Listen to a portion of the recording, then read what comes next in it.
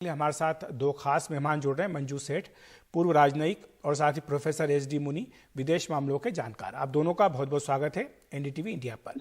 मंजू जी, सबसे पहले आप ही के पास आना चाहूंगी। आप किस तरह से देखती हैं ये जो जरदारी की यात्रा हो रही है? आपको क्या लगता है कि ये केवल एक मल्टीलेटरल फोरम के लिए यात्रा है या फिर इसमें कुछ बायलेटरल भी डेवलपमेंट हो सकता है? इसेंशली आप देखेंगे कि ये तो एक मल्टीलैटरल मीटिंग के लिए ही आ रहे हैं, लेकिन होपफुली वो बात करेंगे। लेकिन जो उनके पास स्टेटमेंट्स रहे हैं, जैसे यूएन ने कहा है, और जो कभी कभी कहते हैं कि हम बात करेंगे, उसके बिल्कुल अगले मोमेंट पे वो पलट जाते हैं। तो अभी कह नहीं सकते कि इससे कोई भी बायलैटरल मीटिंग होगी और कितनी सार्थक होगी, कितनी फ्रूटफुल होगी, ये हम अभी कह नहीं सकते। लेकिन उम्मीद करते हैं कि मीटिंग हो, ताकि थोड़े से जो रिश्ते हमारे बायलैटरल रिश्ते खटास में हैं वो इम्प्रूव हो। नेबर है हमारे, और नेबर्स के साथ हम चेंज कुछ कर नहीं सकते। नेबर्स के साथ हमको रहना ही है, उनको हम विश अवे नहीं कर सकते। तो एक हम उनके साथ अगर डायलॉग का मौका बनता है इस मीटिंग में, इस मीटिंग के ऑन द साइडलाइंस, इस मीटिंग के, तो एक बहुत अच्छी ये बात होगी। लेकिन इसेंशियली हमें याद रखना चाहिए ये एक मल्टीलैटरल मीटिंग है, और शंघाई कोऑपरेशन ऑर्गेनाइजेशन जो है उसके लिए वो आ रहे हैं। और मुझे ऐसे लगता है क्योंकि ये चीन का इनिशिएटिव है इसेंशियली, एससीओ, तो चीन चाहेगा कि उनका जो ये ऑर्गेनाइजेशन की हर मीटिंग सक्सेसफुल हो। और हो सकता है कि उन्होंने कोई इंडिकेशन दिया हो इनको, पाकिस्तान को, कि आप वहां पे अपना मिनिस्टर भेजिए, ताकि मीटिंग जो है एससीओ की मीटिंग बिल्कुल ही फ्रूटफुल हो। बायलैटरल अगर मीटिंग साथ में होती है तो ये बहुत ही अच्छा होगा। जी, प्रोफेसर मुनी, आप के हिसाब से क्या, किस तरह से देखा जाए इस यात्रा को? क्या ये केवल एक एससीओ की यात्रा के तौर पर ही होगा, या एससीओ संगठन की बैठक के तौर पर, या आप जैसा कि मंजू सेठ जी कह रहे हैं कि चीन ने कहा, हो सकता है कि कहा हो पाकिस्तान को कि आप किसी को भेजिए यहाँ पर, ताकि थोड़ा बहुत जो माहौल है वो ठीक हो सके? चीन ने कहा नहीं मालूम, लेकिन ये बात अच्छी है कि बिलावल भारत आ रहे हैं। ये बहुत दिनों से जो हम दोनों की बायलेटरल स्थिति फ्रोजन हो गई थी, वो एक तरह से हिलेगी, टूटेगी। एससीओ का एक मुख्य उद्देश्य यही है कि इसके सारे मेंबर्स आपस में दोस्ती और शांति से रहेंगे। तो सबसे पहले एससीओ के फ्रेमवर्क के अंतर्गत भी भारत और पाकिस्तान को आपस में बातचीत करके अपने संबंधों को सुधारना चाहिए। पाकिस्तान इस बात पे अटका हुआ है कि आपने कश्मीर का रिश्ता क्यों बदल दिया, कश्मीर का स्टेटस क्यों बदल दिया। और भारत को प्रॉब्लम है कि वो क्रॉस बॉर्डर टेररिज्म की बात को लेके कोई ठीक से व्यवहार करने की प्रॉमिस नहीं कर रहा है। तो ये दोनों बातें तो बहुत सीरियस है। मैं नहीं समझता हूं कि इस मीटिंग में इस पे कोई बड़ी बात होगी। लेकिन अगर इस मीटिंग में बायलेटरली बातचीत का सिलसिला शुरू हो जाए, पाकिस्तान को एक ये भी प्रॉब्लम है कि सार्क अटका हुआ है। पाकिस्तान की चेयरमैनशिप है सार्क पे, और वो समिट करना चाहते हैं, जो नहीं हो रही है बहुत वक्त से। लेकिन जब तक वो टेररिज्म पे कोई एश्योरेंस नहीं देंगे, भारत में जहां तक कश्मीर का प्रश्न है, उसका स्टेटस तो अंततोगत्वा होगा, उसमें कोई दो राय नहीं है। लेकिन 370 पाकिस्तान की दखल का कोई कारण नहीं है, उसमें स्टेट का स्टेटस भी पाकिस्तान की दखल का कारण नहीं है। लेकिन ये तब्दीली जरूर होगी, और उम्मीद करना चाहिए कि बिलावल की प्रेजेंस के दौरान कोई ऐसा सूत्र निकाला जाए जिससे कि बातचीत आगे बढ़े।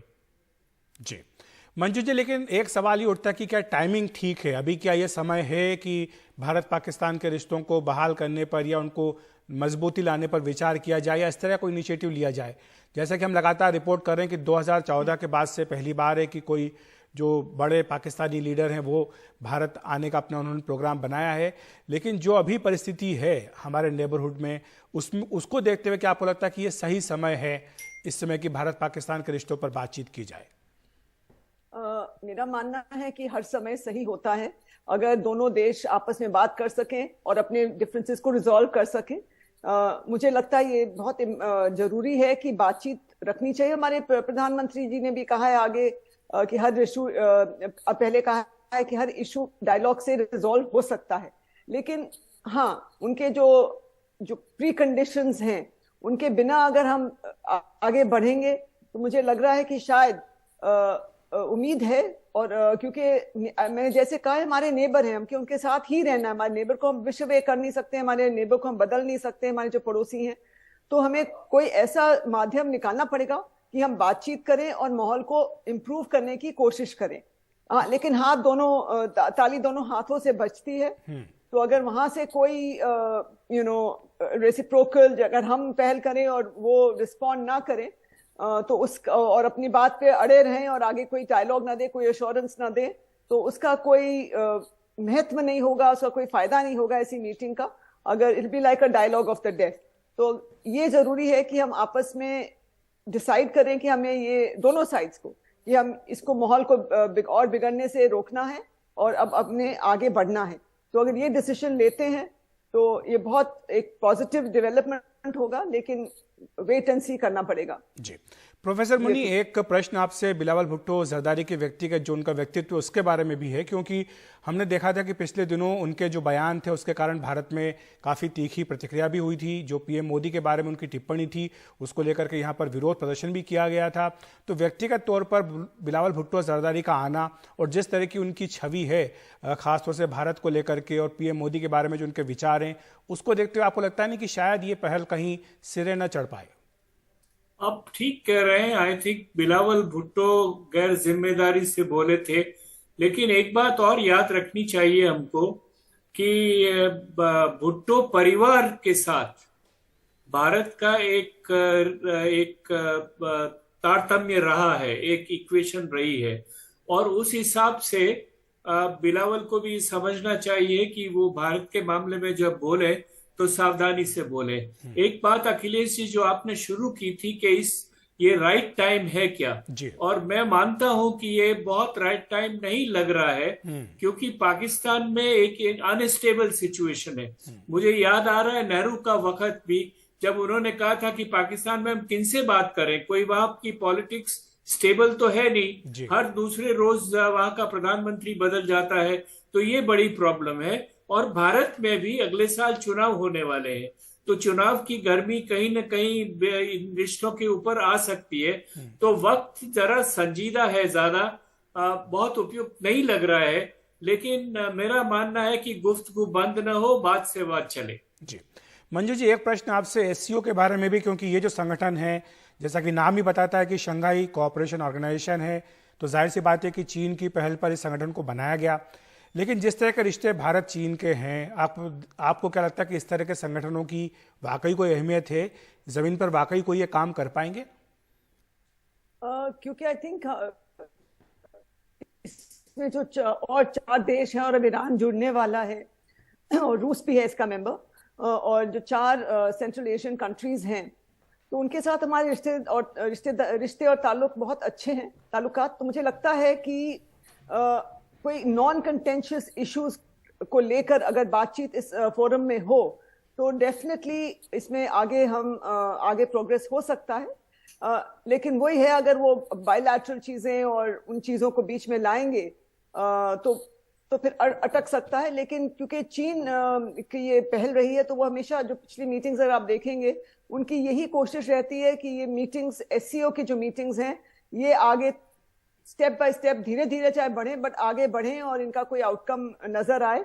और भारत भी यही चाहता है कि ये जो मल्टीलैटरल मीटिंग्स है और एससीओ है, हमारा जो और देशों के साथ अच्छे ताल्लुकात हैं उनके ऊपर हम कैपिटलाइज करें, और सारे जो इसका जो आउटकम डॉक्यूमेंट बनेगा या जो आउटकम डिसीजंस लेंगे, ये हम लोग उसको बायलैटरल इश्यूज को बीच में नहीं आने देंगे। मेरी उम्मीद ये है, और अगर ऐसा होता है तो ये एससीओ जो है ये आगे प्रोग्रेस कर सकता है। लेकिन अगर हम बात बीच में लाएं और चीन भी लाए बीच में अपने बायलैटरल इश्यूज, पाकिस्तान भी, तो ये फिर वहीं का वहीं गोल गोल घूमेगा और ज्यादा कुछ प्रोग्रेस नहीं होगा। जी बिल्कुल, यही सवाल मुनी सर आपसे भी था कि आपको लगता है कि इस तरह के संगठन जो हैं, क्या ये वैश्विक जो हालात है उनमें अपना दबदबा कायम करने के लिए बनाए जाते हैं, और क्या भारत के लिए जरूरी है कि इस तरह के संगठनों का हिस्सा बना रहे? और साथ ही जो सहयोग बढ़ाने की बात हो रही, कह रहे हैं कि आर्थिक, राजनीतिक और सैन्य सहयोग आपस में बढ़ाया जाए, लेकिन पाकिस्तान और चीन के साथ आप क्या सैन्य सहयोग बढ़ाएंगे, जबकि दोनों ही जगह आप देख रहे हैं कि उनके साथ टकराव हो रहा है? देखिए, जहां तक एससीओ का प्रश्न है, चीन ये मानता है कि ये उसका संगठन है, लेकिन हकीकत ये नहीं है। हकीकत ये है कि उसमें रूस का भी बहुत बड़ा योगदान है, और भारत की जो इसमें एंट्री हुई है उसमें रूस ने बहुत कंट्रीब्यूट किया था। रूस वहां संतुलन बनाए रखना चाहता है। रूस और जो दूसरे देश हैं एससीओ के, वो नहीं चाहते हैं कि ये एक चीन का आधिपत्य बन जाए। तो इसीलिए मैं नहीं मानता हूं कि चीन चाहे कुछ भी कहे, इसको हमें चीनी संगठन के बारे में हमें देखना चाहिए, और हमें इस संगठन का फायदा उठाना चाहिए, क्योंकि सेंट्रल एशिया के कंट्रीज के साथ में हमारा इससे सीधा संपर्क भी होता है। जी। दूसरी बात ये कहूँ, आजकल चीन जगह जगह ये बात कर रहा है कि हम सुलह सफाई कराएंगे, लोगों में दोस्ती कराएंगे, जहां भी हो उठ के बोलता है कि मैं इनसे फ्रेंडशिप कराऊंगा। जी। अगर चीन वाकई चाहता है कि भारत पाकिस्तान के संबंध सुधरे, तो चीन को पाकिस्तान को कहना चाहिए कि अपनी टेररिज्म को रोके। इस तरह से जो मदद कर रहा है वो पाकिस्तान की, चाहे न्यूक्लियर एरिया हो, चाहे आर्म्स का मामला हो, चाहे बॉर्डर डिस्प्यूट का मामला हो, उससे काम नहीं चलेगा, उससे कोई शांति का संदेश नहीं आता है। तो अगर चीन वाकई ईमानदार है अपनी इस बात में कि वो दोस्ती कराना चाहता है, तो उसका अपना रवैया और पैतरा बदलना पड़ेगा। लेकिन मंजू जी, जो आज पाकिस्तान की हालत है उसमें तो चीन का एक इशारा ही पाकिस्तान के लिए काफी माना जाता है कि जो भी चीन कहेगा जाहिर सी बात है कि पाकिस्तान को वो करना होगा। लेकिन क्या आपको लगता है कि वाकई चीन चाहेगा कि पाकिस्तान और भारत के रिश्ते सुधरे? चीन चाहेगा कि रिश्ते थोड़े इम्प्रूव हों, क्योंकि उनको लगता है कि उनका इससे अस्तित्व बढ़ेगा। अगर हम उन्होंने मीडिएट किया बीच में, तो उस पॉइंट ऑफ व्यू से वो चाहेंगे कि कुछ करें, और वो चाहते हैं कि हम क्विड प्रो को कुछ लें इंडिया से। तो अगर मुझे ऐसे लगता है उनकी ऐसी मंशा है कि हम इंडिया के ऊपर, और पाकिस्तान को जैसे आपने कहा वो तो ऑलरेडी ब्रदरहुड है, क्या ब्रदर्स हैं, क्या जो भी कहना चाहते हैं, लेकिन उनके साथ तो ऑलरेडी डिफरेंट रिश्ता है।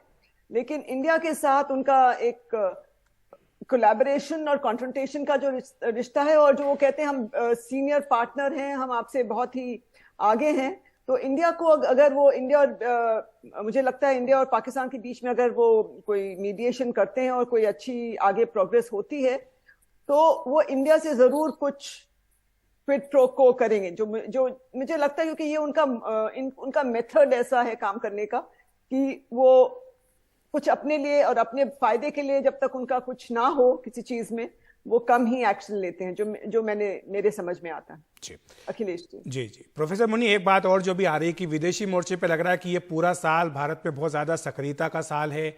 G20 की तमाम बैठकें हो रही है। अभी हमने देखा भी था कि जब रूस के विदेश मंत्री और बाकी जो अमेरिका और यूरोप के विदेश मंत्री आए थे, तो उसमें तालमेल नहीं बन पाया। साझा बयान को लेकर दिक्कत थी, क्योंकि जो यूक्रेन रूस में युद्ध चल रहा है उसको लेकर के।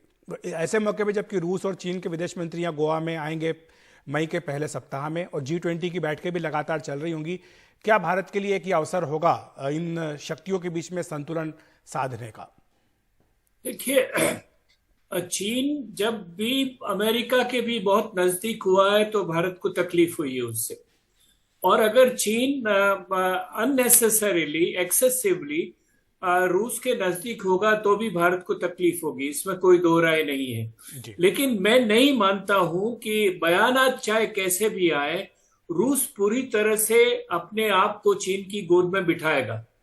रूस को जरूरत है। रूस अभी यूरोप में जिस ढंग से उलझा हुआ है, और यूक्रेन के मामले को लेकर जिस ढंग के उसके ऊपर दबाव है सारे विश्व का, उसमें उसको मदद की आवश्यकता है। और वो हमेशा चाहेगा कि जितने देश उसको मदद करें, सपोर्ट एक्सटेंड करें, वो अच्छा होगा। इसलिए और रूस को आर्थिक दृष्टिकोण से भी कहीं न कहीं चीन की जरूरत है। लेकिन चीन को भी रूस की उतनी जरूरत है। काफी सारी टेक्नोलॉजी रूस ने चीन को दी है, और चीन भी बिल्कुल अलग थलग पड़ जाएगा अगर रूस का उसके साथ समर्थन नहीं होगा। तो जो छोटे छोटे मुल्क हैं उनको चीन से आर्थिक दृष्टिकोण से जुड़े हुए हैं, लेकिन सामरिक दृष्टिकोण से उनको बहुत डर है, अंदर से अंदर बहुत कंसर्न है। तो इसको लेकर हमारी कोशिश ये होनी चाहिए कि संतुलन बना रहे, और मैं समझता हूं कि रूस भी यही चाहेगा। यहां तक कि चीन भी, अगर चीन बहुत नजदीक रूस के हो गया तो यूरोप में उसकी साख खत्म हो जाएगी बिल्कुल। और जो यूरोप के साथ वो काम करना चाहता है वो नहीं कर पाएगा।